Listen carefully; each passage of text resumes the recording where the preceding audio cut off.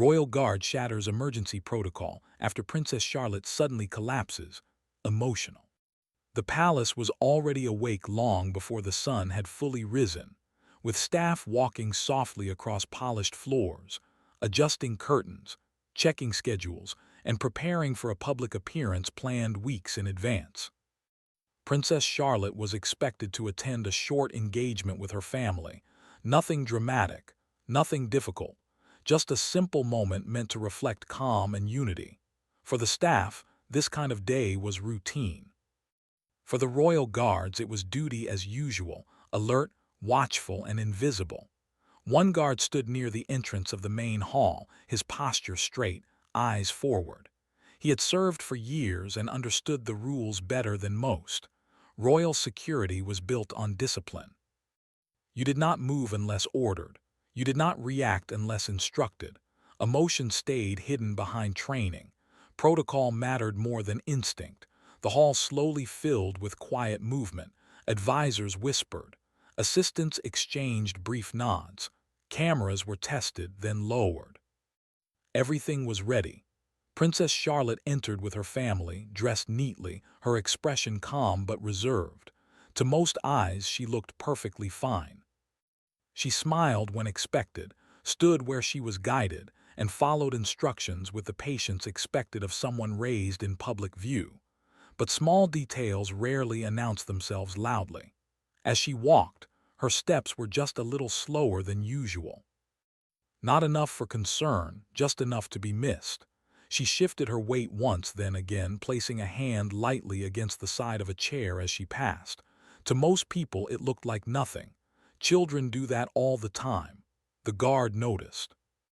It was not his job to observe expressions or movements closely. His role was security, not interpretation. Still, something about the moment caught his attention. He had seen many public appearances. He had learned to notice changes in rhythm, in breathing, in posture. He told himself it was nothing. Children grew tired. Events were long, schedules were demanding. The engagement began. Soft voices filled the room. A few polite smiles. Everything stayed controlled and gentle. Princess Charlotte stood quietly, hands folded, listening as others spoke. She nodded when spoken to, but her face had lost a bit of color. It was subtle, so subtle that no one else reacted. The guard shifted his focus slightly, still standing firm. His training warned him not to overthink. He reminded himself that medical teams were always nearby, that the palace was prepared for everything. Then came the pause. It was brief, just a second too long between one step and the next. Princess Charlotte blinked slowly as if the room had moved ahead of her. Her shoulders lowered. The smile faded. Someone nearby continued speaking, unaware. The guard felt his chest tighten, not panic but awareness. He leaned forward slightly, barely noticeable. His eyes locked onto her. Princess Charlotte took another step. Her foot did not land where it should have. For a moment, no one understood what was happening. It looked like a stumble, the kind children recover from easily. But instead of catching herself, her knees bent. Her body tilted forward, time stretched. A soft sound, fabric brushing the floor. Princess Charlotte collapsed. The room froze. Conversation stopped mid-sentence. Air seemed to leave the space. No one moved immediately, as if the moment itself needed permission to exist. Staff looked to one another, uncertain. Cameras were lowered instantly. Someone inhaled sharply. The guard did not wait. His body moved before his thoughts finished forming. Training screamed for restraint. Protocol demanded confirmation, command, clearance. But instinct overpowered instruction. He stepped forward, closing the distance in seconds. "Clear the space," he said firmly, his voice calm but strong. He knelt beside the princess, careful and controlled. She was unconscious, her small frame still. He placed himself between her and the room, shielding her from view. His movements were precise, respectful, and protective. Others began to react. A senior staff member called for medical support. Another guard moved to block entrances. The room shifted from silence to controlled urgency. Still, no one spoke loudly. Even fear obeyed palace rules. The guard checked for breathing exactly as he had been trained. His hands did not shake. His face showed no emotion, but his heart pounded hard against his ribs. He had protected leaders, attended countless events, faced threats without hesitation. None of that prepared him for a child lying still on a palace floor. Princess Charlotte did not respond when her name was spoken softly. Seconds felt heavy. Medical staff arrived quickly, moving with practiced speed. The guard stayed in place until instructed otherwise, only moving when they needed access. He stepped back then, returning to his position, though nothing about the room felt normal anymore. The princess was carefully lifted and taken away through a secured corridor. Doors closed behind her. Silence returned, but it was no longer peaceful. It was thick with fear. The event was ended immediately. Guests were escorted out. Statements were delayed. Phones buzzed quietly in pockets, unanswered. The guard stood where he had been trained to stand, eyes forward once more. But inside, everything had changed. He replayed the moment again and again, the slowed step, the pause, the fall. He wondered if he should have acted sooner, noticed more, done something different. No one spoke to him right away. Later, inside a quiet corridor, he was informed that his actions would be reviewed, not praised, not criticized, reviewed. That was the language of protocol. He nodded once, accepting the words without defense. He did not regret moving. Whatever came next, discipline, dismissal, silence, he would face it. Because in that moment, rules had faded and only one thing mattered: protecting a child. Beyond the palace walls, the world had not yet been told what happened. News would come later, carefully shaped and measured. But inside, those who witnessed the collapse would never forget the sound of a room going silent, or the sight of a guard stepping forward when time itself seemed to hesitate. And somewhere beyond locked doors, a young princess lay under medical care, while an entire palace waited, holding its breath. The corridor outside the medical wing felt longer than usual. Lights reflected off the polished floor, but no one seemed to notice. Staff moved quietly, almost carefully, as if loud steps might disturb whatever fragile balance existed behind the closed doors. The palace, once full of controlled motion, now held a tense stillness. Princess Charlotte had been taken away quickly, but the feeling she left behind stayed. People whispered only when necessary. No one wanted to say the wrong thing. No one wanted to guess. The royal guard stood near the wall, hands behind his back, eyes forward. This was his position now, waiting. He had been instructed to remain available, nothing more. He followed the order without question. Discipline was easy when there was nothing else to do but think. He replayed the moment again and again in his mind, the pause in her step, the way her balance shifted, the sound of her body meeting the floor. He wondered how many seconds passed before he moved. 1, 2. He hoped it was fast enough. He hoped it mattered. Across the hall, a senior aide spoke quietly into a phone, her back turned. Another staff member sat on a bench, hands clasped tightly, staring at the floor. Even those trained to manage emergencies looked unsettled. When a child is involved, training only goes so far. Minutes passed, then more. A door opened briefly. A doctor stepped out, spoke quietly to an official, then disappeared again. No one else heard what was said. The guard did not try to listen. That was not his role. Still, his jaw tightened. News traveled quickly inside the palace, even without words. Everyone knew the princess was still being examined. Everyone knew nothing more. Somewhere else in the building, officials were already discussing protocol. They reviewed timelines, movements, responses.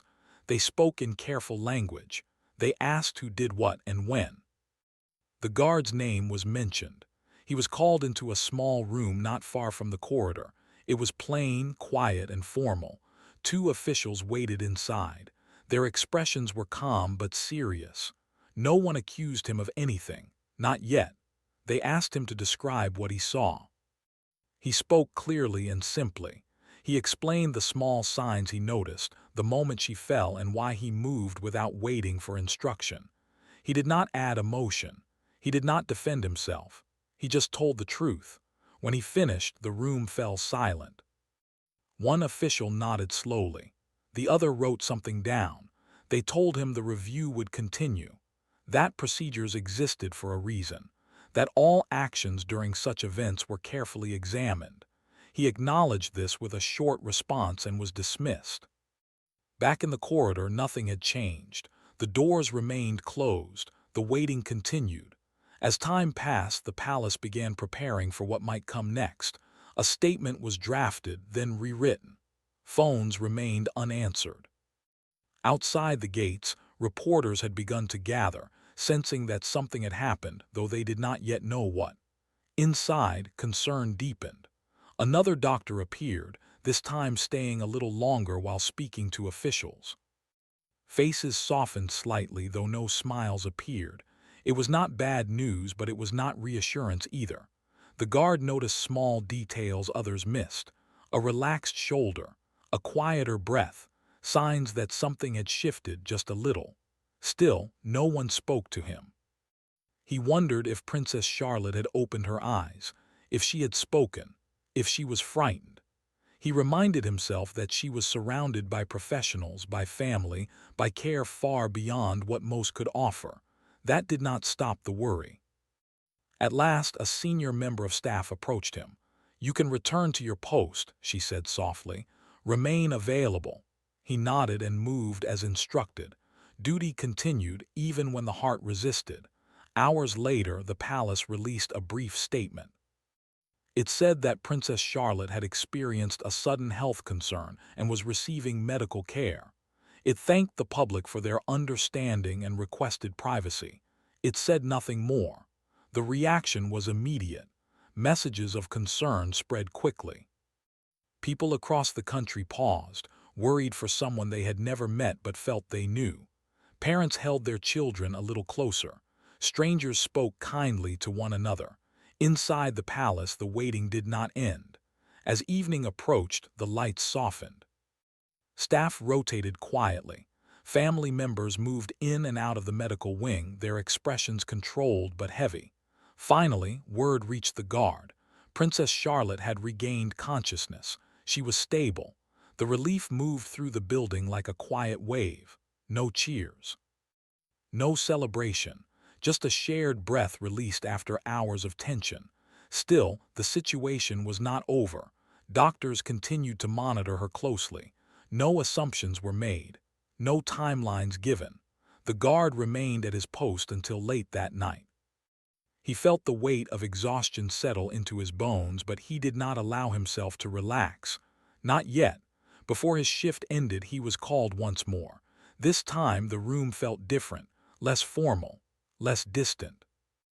An official informed him that early medical response had been important, that his actions were being considered carefully, that no decisions had been made.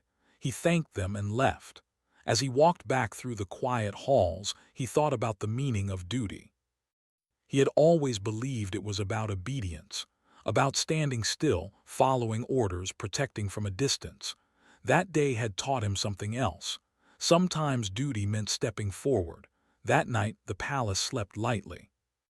And though the world outside would not know the full story for some time, those inside understood one thing clearly. A moment of instinct had changed everything, and the consequences, good or bad, were still unfolding. Morning returned to the palace slowly, as if the building itself was unsure how to wake after the long night. Sunlight reached through tall windows, touching the floors and walls, but the feeling inside remained careful and restrained. Everyone knew the princess was resting. Everyone knew nothing was truly normal yet. The royal guard arrived early for duty. He had slept very little. His uniform was neat, his posture exact, but his thoughts were heavy. As he walked through the familiar halls, every step reminded him of the moment that had changed everything. He wondered if the princess remembered falling. He wondered if she felt afraid when she opened her eyes. Inside the medical wing, doctors continued their work. Quiet conversations passed between them. Machines hummed softly. Family members came and went, their voices low, their expressions guarded. No one wanted to disturb the calm that had finally settled. Princess Charlotte was awake now. She rested in bed, pale but alert. She asked simple questions. She listened carefully when doctors explained what had happened. She did not understand everything, but she understood enough to know that something unexpected had occurred. She held her mother's hand and nodded when told she would need rest. Back in the main part of the palace, attention shifted to the investigation. Every action from the previous day was reviewed. Security footage was watched closely. Timelines were drawn. Officials paused the footage at key moments, noting how quickly events unfolded. They saw the princess pause. They saw her fall. They saw the guard move before anyone else. No one spoke for a moment. Then one official said quietly if he had waited. The sentence was not finished. It did not need to be. Still, rules were rules. The guard was called in again that afternoon. This time the room was larger and more people were present. He stood calmly, hands at his sides, eyes forward. He felt no anger, no fear, only readiness. They asked him the same questions again, this time in more detail. Why did he move when he did? Why did he speak without instruction? Why did he position himself the way he did? He answered honestly. He said he noticed something was wrong. He said he believed time mattered. He said protecting the princess was his responsibility, even if that meant acting before permission was given. Some nodded.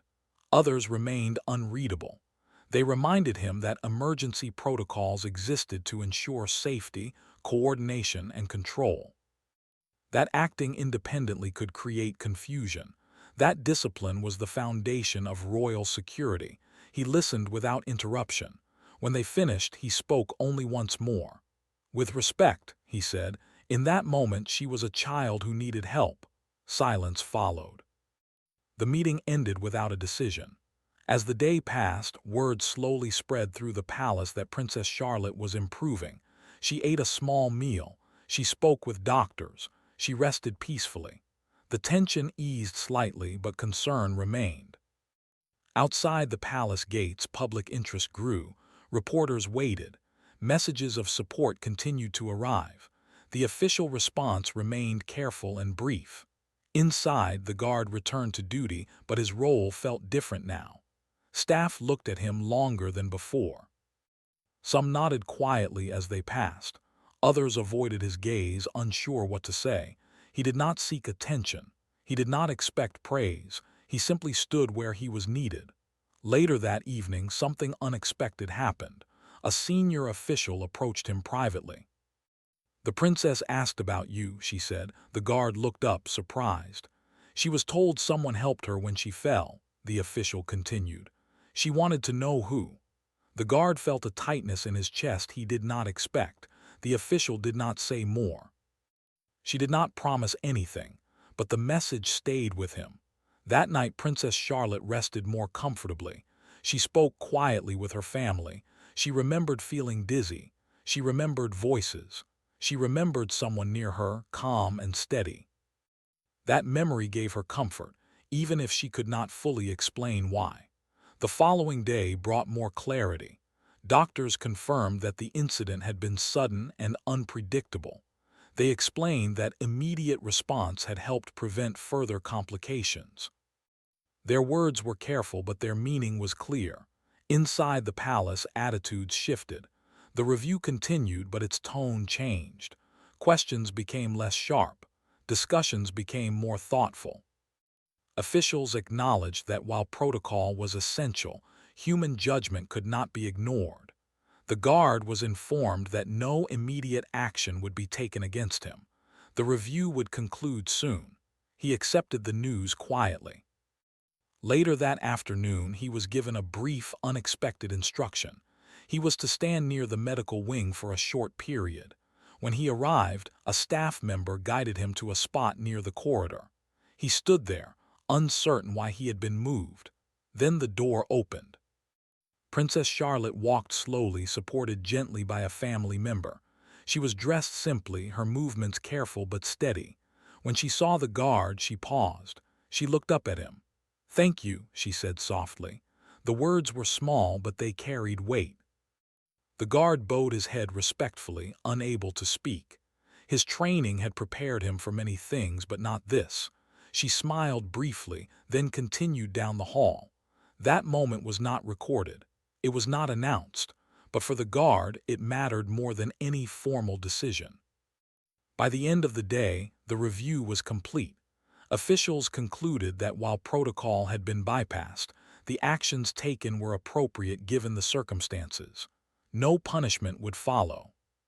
Training procedures would be reviewed to include greater flexibility in rare situations. The palace returned slowly to its rhythm. Princess Charlotte continued to recover. The public was reassured. Life moved forward. And the guard returned to his post, standing as he always had, but with a deeper understanding of what duty truly meant. The palace slowly found its rhythm again, but nothing felt exactly the same. Even though schedules returned and duties continued, there was a quiet awareness in every hallway. People spoke a little more softly. They listened a little more closely. What had happened could not be undone, and it had left a mark on everyone who witnessed it. Princess Charlotte remained under careful observation, but each day brought visible improvement. She walked a little farther, smiled a little more, and asked thoughtful questions about when she could return to her usual routine. Doctors advised patience. Rest came first. Health came before appearances. The royal guard continued his duties as always. He stood at his assigned posts, followed instructions, and kept his focus steady. Outwardly, nothing had changed. Inwardly, he felt different. The quiet nods from staff, the respectful looks from fellow guards, and the subtle shift in how people spoke around him all told him the same thing. His actions had not been forgotten. Still, he did not speak of that day. He did not explain himself. He believed the moment belonged to the princess, not to him. Behind closed doors, palace officials worked carefully on the next steps.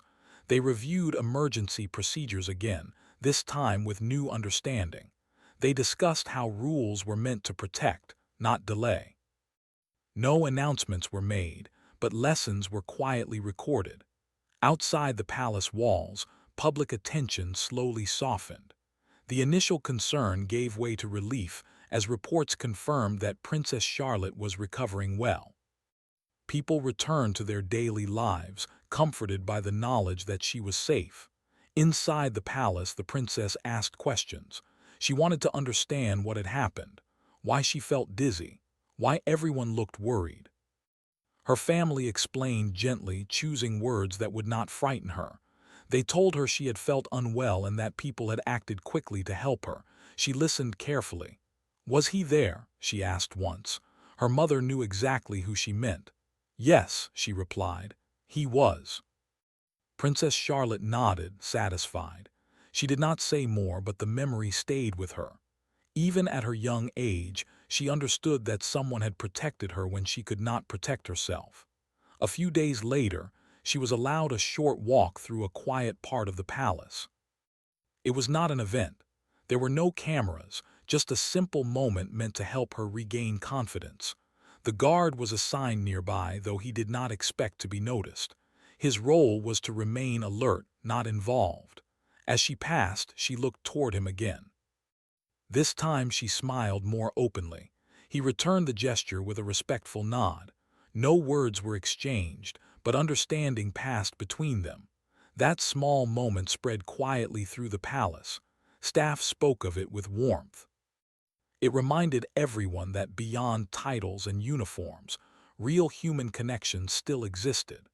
The guard later learned that his actions had become part of a training discussion. New guards were being reminded that while discipline was essential, awareness and responsibility mattered just as much. The incident was never dramatized. It was treated as a lesson in balance. For him, this was enough. One evening after his shift ended, he paused briefly in a quiet corridor. The palace was calm. Lights glowed softly. Somewhere nearby, laughter drifted faintly from a family room. He thought about how close the moment had come to a different ending. How a few seconds could have changed everything. He also thought about the meaning of courage. It was not loud. It did not demand attention. Sometimes it was simply stepping forward when others hesitated. Princess Charlotte continued to grow stronger. Her return to public appearances was planned carefully without pressure. When the time came, she walked with confidence, her smile steady.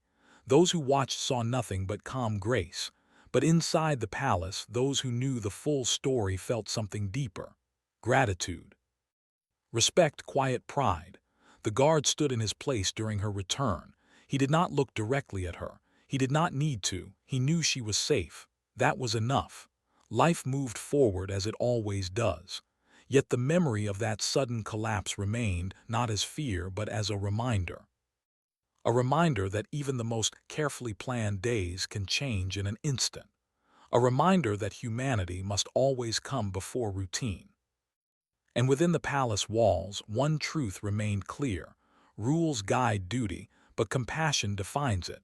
The palace returned to its familiar pace, but those who worked within its walls knew that something lasting had changed. Schedules were once again followed with precision. Events were planned carefully. Guards stood in their places, alert and composed. Yet beneath the surface of routine, there was a deeper awareness, a shared understanding that duty was not only about rules, but about people. Princess Charlotte's recovery continued steadily. Doctors confirmed that she could resume her normal activities gradually. She attended lessons again, laughed with her siblings, and spent time in the gardens. Her steps grew stronger each day, her confidence returning quietly, without ceremony. The palace made no effort to turn the incident into a public story. Official updates remained brief and respectful. Privacy was protected. Inside, however, conversations continued, not out of fear but reflection. The royal guard noticed the change most clearly among his fellow guards. New briefings included discussions about awareness, judgment, and responsibility.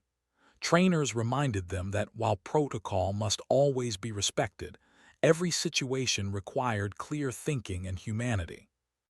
The lesson was never framed around one person, yet everyone understood where it came from. The guard listened quietly. He did not speak about himself. He did not correct assumptions or add details.